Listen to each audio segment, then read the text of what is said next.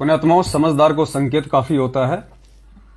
परमात्मा सारी सृष्टि का एक ही है, ये इनको भी पता है, ये हमें भी पता है, और गुरुदेव ने भी अपने सत्संगों में इस बात को क्लियर कर दिया।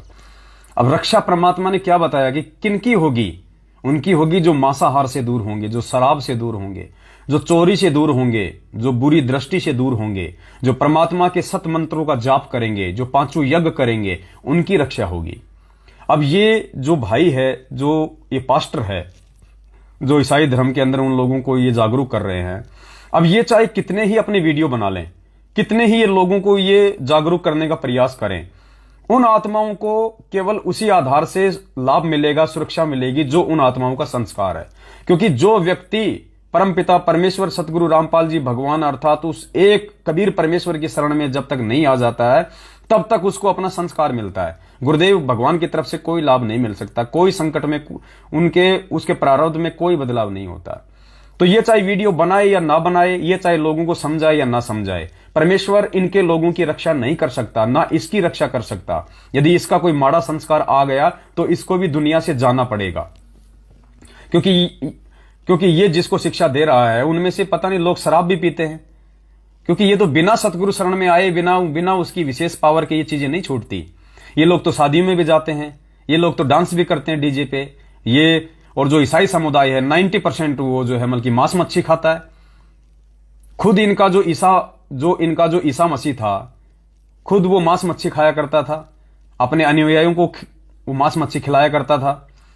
तो कहां से इनकी रक्षा हो जाएगी? तो अभी ये भाई तो खैर इस मैटर को नहीं समझ पाएंगे, क्योंकि ये मैटर तो तभी समझ पाएंगे इस परमेश्वर वाला कि असल में भगवान कौन है, और जो ईसा मसीह जी जो आए थे वो असल में कौन थे, और असली ईसा मसीह का भूमिका किसने की थी। ईसा मसीह जी विष्णु जी के अवतार से आए थे, गुरुदेव भगवान ने बताया।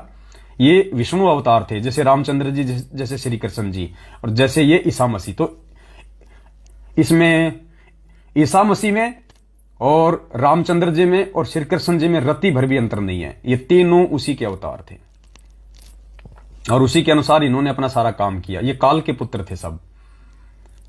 लेकिन जिस प्रकार से राम और श्री कृष्ण के बहुत सारे काम उस कबीर परमात्मा ने सारे, जैसे गुरुदेव भगवान ने क्या बताया कि रामचंद्र जी और रावण के बीच में जो लड़ाई चल रही थी, तो राम जो है रावण को नहीं मार पा रहा था, उसने बहुत प्रयास किया।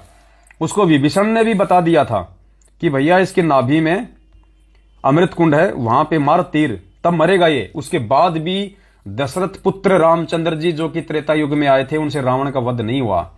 फिर उसने थक हार के भगवान से प्रार्थना की, हे परमात्मा ये तो भयंकर राक्षस है, मेरी रक्षा करो मालिक। क्योंकि ये रामचंद्र और श्री कृष्ण जी, वो ब्रह्मा विष्णु महेश, ये भी उसी परमात्मा के बच्चे हैं। तब वो कबीर परमात्मा सतगुरु रामपाल जी भगवान कह लीजिए, चाहे उनको कबीर परमात्मा कह लीजिए, तब वो सूक्ष्म रूप बना के, रामचंद्र का रूप बना के उसने रावण की नाभि में तीर मारा था। राम को तो पता भी नहीं था, राम को तो परमात्मा ने गायब कर दिया, दिखाई नहीं दे रहा था। तो ऐसे रामचंद्र जी के बिगड़े हुए काम भी इसी परमात्मा ने सारे। सोचो यदि उस समय रावण रामचंद्र जी से नहीं मरता और नहीं मरने वाला था, अगर ये कबीर परमात्मा यदि राम का रूप बना के रावण को नहीं मारता और यदि अधर्म पे धर्म की विजय नहीं करवाता, आज दुनिया में कोई रामचंद्र जी का नाम लेने वाला नहीं बचता।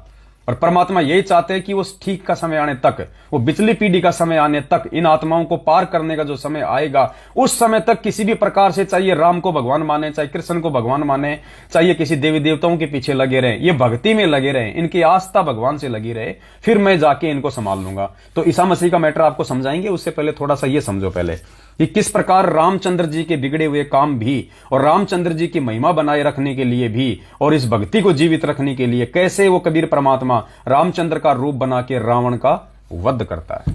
फिर आपको समझ में आएगा कि असली ईसा मसीह कौन था। उस दिन भगवान राम बहुत दुखी हो जाते हैं, परमात्मा या के बनी, और बहुत तंग आ जाते हैं। याद करते हैं परम शक्ति को। जब ये अपने हथियार फेल हो जाना, जब भगवान याद आता इस जीव ने, तो रामचंद्र भी जीव संज्ञा में थे, अब भी हैं। तब उसने उस परम शक्ति को याद किया था, हे मालिक इस राक्षस के ऊपर पीछा छुटवाओ मेरा। जब वो परम शक्ति स्वयं कबीर भगवान, वो सत्पुरुष आए थे और जब उस रावण का वध किया था राम रूप बना के, रामचंद्र को अंदर ध्यान कर दिया, राम रूप बना के अगले दिन युद्ध किया, जब उसकी सुंडी में तीर मारा। हालांकि विभीषण ने बता रखा था कि इसकी नाभि में अमृत है। भगवान रामचंद्र जी ने रावण के यहां से यहां तीर मार के और उसके 10 बार सिर काट दिए, 10 बार फिर वापस उग गए थे। अब राम बोला वो बड़ा राक्षसी तक कभी मरता है को ना। विभीषण ने बताया था इसकी नाभि में तीर मारो। 6 महीना तक नाभि में तीर मारने की कोशिश राम करता रहा, वो भी बराबर का योद्धा था, सारे तीर काट देता था। उस दिन तक कति रो पड़ा रामचंद्र जी भगवान के ऊपर पीछा छुटवा पड़ा। जब वो परम शक्ति आते हैं कबीर भगवान और अगले दिन युद्ध करते हैं, राम को अंतर ध्यान कर देते हैं, उसने बेरा भी कोई ना किट पड़ा है, उनका स्वरूप बदल देते हैं, कोई और सैनिक नजर आ रहा, फिर आप उसके रावण का वध करके और राम को शाबाशी दे देते हैं। अब ये है अंतिम सत्र की बातें, ये हमारी बुद्धि अनजान आदमी की स्वीकार नहीं करे और बुद्धिमान की तो करी पड़ी है कति। तो इस प्रकार उस तो गुरुदेव भगवान कह रहे हैं कि ये जो बातें हैं इस तरह की, ये तो भक्ति की अंतिम स्तर की बातें हैं, ये अनजान व्यक्ति की स्वीकार नहीं करेगी बुद्धि। और जिसको अपने गुरु भगवान पे विश्वास है, उनके वचन पे विश्वास है, उनकी तो करी पड़ी है। तो जिस प्रकार से रामचंद्र जी का बिगड़ा हुआ काम और आज दुनिया में जो रामचंद्र जी की महिमा बनी हुई है, उस रामचंद्र जी की महिमा भी इसी कबीर परमेश्वर ने बनाई, केवल अपने बच्चों को वर्तमान समय तक भक्ति से जोड़े रखने के लिए। तो जो ईसा मसीह जी जो थे, जिसको ये ईसाई भाई अपना पैगंबर मानते हैं, अपना भगवान मानते हैं, अपना खुदा मानते हैं, वो श्री विष्णु जी के अवतार थे, वो काल के पुत्र थे और उनके पास ना कोई भक्ति थी, ना कोई जो शक्ति होती है वो उनकी पिछले जन्म की भक्तियों से काल इनको दे देता है वो सिद्धियां, जिस कारण से थोड़ा बहुत चमत्कार ये कर जाते हैं दुनिया में। लेकिन बात बिगड़ने वाली थी। ईसा मसीह के अंतिम समय में काल ने इस भक्ति को नष्ट करना था। ये ऐसा ही दाव खेलता है काल, पहले विश्वास पैदा करवा देता है अपने एजेंटों के माध्यम से और फिर उस व्यक्ति की ऐसी दुर्गति कर देता है कि जिन जिन लोगों ने उसको भगवान मान के उस पर विश्वास किया होता है, वो लोग फिर उस भक्ति को छोड़ देते हैं, वो विश्वास तोड़ देते हैं कि जिसको हमने सुप्रीम गॉड मान रखा है, जिसको हमने अपना इष्ट रूप में मान रखा था, जिसको हमने बहुत बड़ी पावर मान रखी थी, जब उसकी ऐसी दुर्गति से मौत हो रही है तो भक्ति करने का फायदा क्या। तो समाज में अफरा तफरी मच जाती है।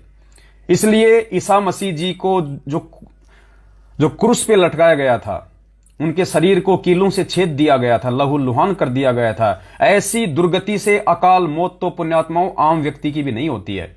जो काल भगवान ने इस भक्ति से लोगों का विश्वास उठाने के लिए और ईसा मसीह जी की। लेकिन वो कबीर परमात्मा दयालु, जब ईसा मसीह जी को क्रूस पे लटका दिया गया और उसके चौथे दिन बाद जो जीवित होके उठा था उस कब्र से या जहां से भी, ईसा मसीह का रूप बना के, वो ईसा मसीह नहीं था। ईसा मसीह तो एक सामान्य जीव था, एक प्राणी था, काल का भेजा हुआ अपना दूत था, जैसे राम श्री कृष्ण जी। उस ईसा मसीह के रूप में फिर वो कबीर परमात्मा उसी रूप में सबके सामने आ खड़ा हुआ, उस ईसा मसीह की महिमा बनाने के लिए, ताकि भक्ति जीवित रहे लोगों का। ईसा मसीह के जो फॉलोवर थे उस समय जितने भी लाखों, उनका विश्वास ना टूटे और ये भक्ति आगामी समय तक जीवित रहे। तो ईसा मसीह के बाद जो जीवित होके उठा था, जिसने आगामी 40 दिनों तक जो चमत्कार पे चमत्कार किए थे, जिससे कि ईसा मसीह जी की महिमा बन गई थी, वो कबीर परमात्मा थे। सतगुरु रामपाल जी भगवान कह लीजिए, क्योंकि आज वो कबीर परमात्मा सतगुरु रामपाल जी भगवान के रूप में 8 सितंबर 1951 के दिन गांव दनाना, जिला सोनीपत, हरियाणा में प्रकट है। तो वो कबीर परमात्मा थे जो ईसा मसीह के रूप में 40 दिन तक फिर सबके सामने रहे और उन्होंने असंख्य चमत्कार किए, ईसा मसीह की महिमा बना के चले गए। और जो काल प्रेरित लोग थे उनके अंदर भय पैदा करके चले गए, और जो अच्छी आत्माएं थी, जो ईसा मसीह जी के फॉलोवर थे, उनके मन में उस विश्वास को यथावत कायम रख के चले गए, ताकि आज ये भक्ति जीवित रहे। अगर उस समय यदि वो कबीर परमात्मा ईसा मसीह का रूप बना के 40 दिन तक यदि बाहर ना आता, आज ये पास्टर भाई लोग ये किसकी महिमा गाते। इनकी कोई वीडियो सुनने वाला नहीं मिलता। आज दुनिया में कोई उच्चरस नहीं मिलता कि जिसके भगवान की जिसको लोग अपना अपना इष्ट मानते हों, और उसकी यदि ऐसी दुर्गति से मौत हो तो कौन भक्ति करेगा? हम तो शांति से मरने के लिए, शांति से प्राण छोड़ने के लिए, आजीवन सुख शांति से रहें, हमारा बाल बच्चे सुख शांति से रहें, हमारा परिवार शांति से रहें, हम तो ऐसे सुखों के लिए हम भक्ति करते हैं। और जिसकी हम भक्ति कर रहे हैं अगर वही महादुखी है, और परमात्मा कहते हैं जिसका ये लोक सुखी नहीं उसका परलोक कहां से सुखी हो जाएगा? तो दुनिया में भक्ति नहीं रुकती, भक्ति नहीं बसती। आज पूरे ईसाई समाज में कोई चर्च देखने को नहीं मिलता। ठीक इसी प्रकार यदि रामचंद्र जी के रूप में यदि उस कबीर परमात्मा ने रावण का वध ना किया होता, और यदि रावण ना मरता, और सीता यदि लंका से अयोध्या नहीं आती, क्योंकि वो जीवित रहता तो नहीं आने देता, रामचंद्र जी की औकात नहीं थी, रावण के पास में इतनी सिद्धियां थी, तो आज दुनिया में कोई राम का नाम लेने वाला नहीं होता, आज हिंदुस्तान में कोई मंदिर नहीं होता, आज किसी भी घर में कोई धार्मिक व्यक्ति नहीं होता, और ये सब कुछ नहीं होता। तो आज जब वो कबीर परमात्मा ने समय आना था 8 सितंबर 1951 के दिन सतगुरु रामपाल जी भगवान के रूप में, फिर उनकी बात कौन सुनता? इसलिए सारे खेल परमात्मा ने आप और हम आत्माओं के लिए और आज इस वर्तमान समय के लिए खेला था, कि उसके बाद फिर मैं ज्ञान देके कि तेरे रामचंद्र जी के रूप में रावण का वध किसने किया, और तेरे ईसा मसीह के बाद में पूरे ईसाई समाज को चमत्कार दिखाने वाला और कौन था, ताकि महिमा बनी रहे। परमात्मा महिमा का भूखा नहीं होता, परमात्मा खुद महिमा से ओतप्रोत होता है। कोई बात नहीं, महिमा राम की बन गई, महिमा ईसा मसीह की बन गई, लेकिन आज परमात्मा धरती पे आ गया है। आज अपना ये ज्ञान उन्होंने जिन जिन आत्माओं को दे दिया, उन आत्माओं के हृदय में महिमा आज राम की और ईसा मसीह की नहीं है। उन आत्माओं को पता चल गया कि राम और ईसा मसीह तो मेरे जैसे दो कोटि के जीव थे, वो तो मेरे भाई बहन थे जो मुझसे पहले आके चले गए, वो तो मेरे जैसे ही एक सामान्य प्राणी थे। असली भगवान तो ये था जिसने उस समय वो खेल खेला। तो आज जो आत्माएं उस असली ईसा मसीह के संपर्क में आ चुकी हैं, उस असली राम के संपर्क में आ चुकी हैं, सतगुरु रामपाल जी भगवान के, आज उन आत्माओं के हृदय में महिमा राम और ईसा मसीह की नहीं बल्कि सतगुरु रामपाल जी भगवान की, उस कबीर परमेश्वर की बनी हुई है। तो पुण्यात्माओं, ये अध्यात्म है, और इसको जिसने समझ लिया और जो समझेगा तभी अपने गुरु को भगवान मान पाएगा, तभी वो संपूर्ण भाव लगन श्रद्धा अपने गुरु के चरणों में वो समर्पित कर पाएगा, अन्यथा नहीं कर पाएगा। और जब तक पूर्णतया समर्पण भाव लगन अपने गुरुदेव में नहीं होगा, हम एक इष्ट रूप में, एक भगवान के रूप में अपने गुरुदेव को नहीं जानेंगे, नहीं पहचानेंगे पुण्यात्माओं, तब तक हमारा भी मोक्ष नहीं होना। तो उसी की प्रोसीजर ये चल रही है, घर घर में हलवा प्रसाद का भोग गुरुदेव भगवान को। और जो आत्मा लगा लेंगे उसके बहुत सारे उनके कार्य भी सिद्ध होंगे, और परमात्मा भी उन पे प्रसन्न रहेगा, और आने वाले समय में परमेश्वर जिन पे प्रसन्न होगा उन्हीं की उन आपत्तियों से रक्षा होगी।